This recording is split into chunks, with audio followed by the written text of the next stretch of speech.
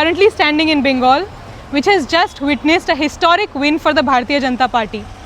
The party has come to power in the state for the first time after almost 80 years of the country's independence.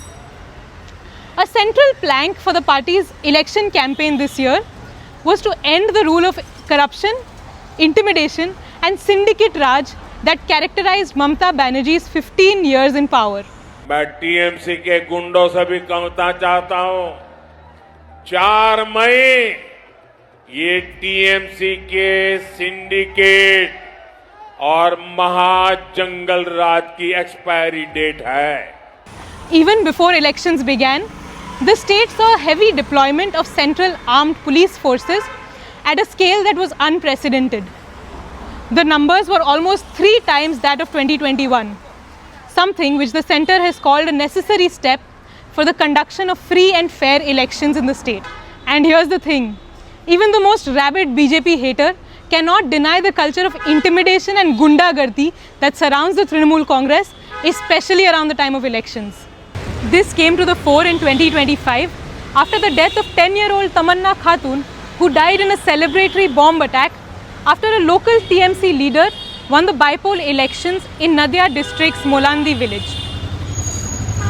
This year as well, you hear of voters in a TMC stronghold area claim that they were able to vote freely and without fear for the first time since 2016 due to the presence of a large number of central armed police forces around them.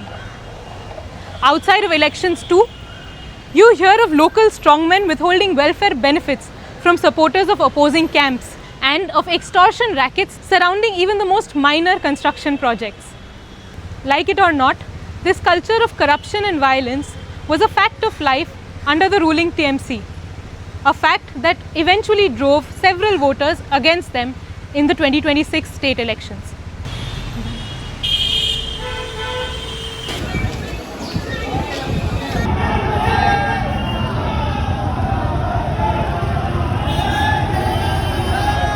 At the same time, the BJP government resorts to intimidation tactics of a different kind. Bengal this year saw an en masse voter deletion with around 91 lakh voters struck off the electoral rolls without any clear guiding principle or logic.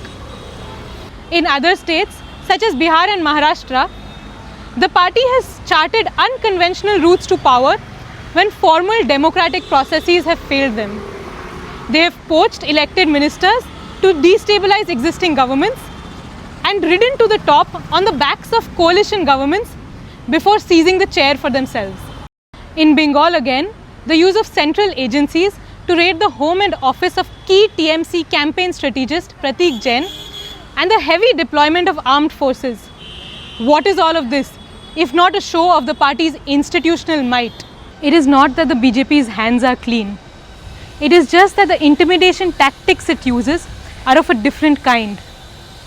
They come under the cover of institutional legitimacy and are often justified as necessary means to the larger goals of development, progress and good governance.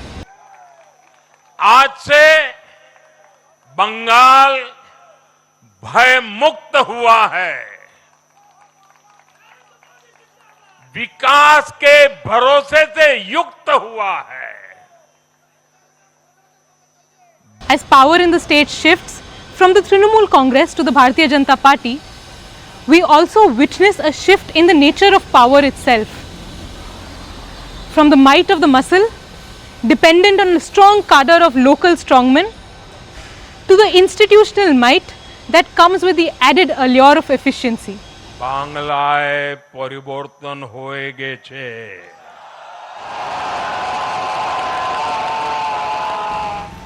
As one of the last few remaining bastions of regional politics gives way to the Saffron Brigade, are we witnessing a nationwide shift towards more centralized forms of power? Or will we see newer forms of local resistance emerge?